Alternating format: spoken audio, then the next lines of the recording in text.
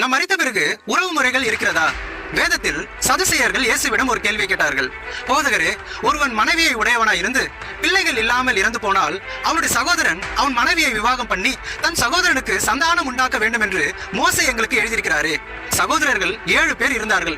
அப்படியே 7 பேரும் அவளை விவாகம் பண்ணி பிள்ளை இல்லாமல் இறந்து போனார்கள்.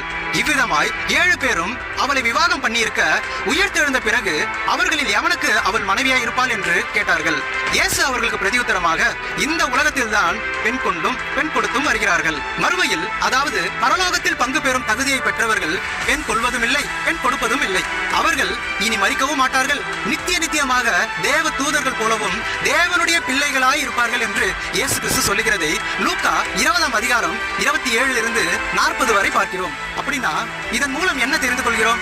பரலோகத்தில் மனைவி, கணவன், பிள்ளைகள், அப்பா, அம்மா, அண்ணன், தம்பி, சகோதரர்கள், உறவு